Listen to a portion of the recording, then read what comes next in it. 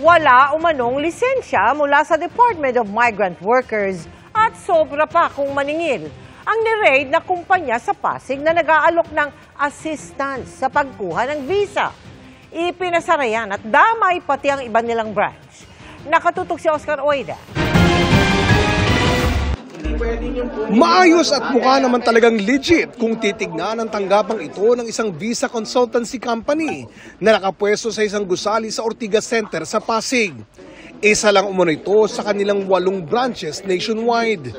Pero ayon mismo kay DMW Secretary Leo Hans Kakdak na napasugod sa nasabing tanggapan kaninang umaga, illegal ang operasyon nila. Ang estilo nila is visa assistance package, $8,500. So lalabas yan almost $500,000 pesos. But nag-o-offer sila ng trabaho para sa abroad with a work visa nang walang lisensya sa DMW at naniningil ng $300,000 to $500,000.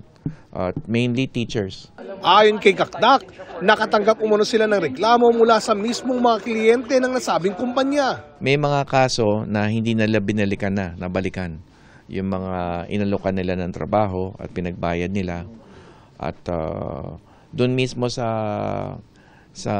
yun nga, yung lugar yung sa pantry nila, nandun naka-showcase pa yung mga recruit nila for the H-1B? Yes, H-1B visa for the US.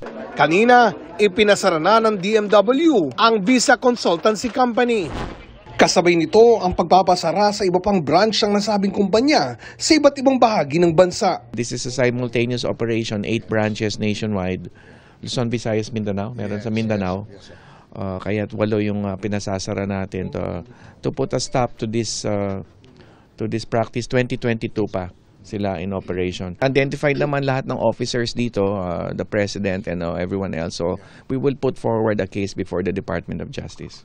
Sa impormasyong nakuha ng DMW, aabot na daw sa 50 ang mga Pilipinong na-recruit at nabigyan ng trabaho sa ibang bansa ng kumpanyang ito. We will monitor their situation. Kasi kung nahaharap sila sa kontrata na hindi nila gusto o substandard, edi gagawa natin ng paraan na maremedyohan yon. Walang kawaning otorisadong magsalita sa main branch na tinungo ng DMW. Sinisikap pa ng GMA Integrated News na makuha ang panig ng visa consultancy company.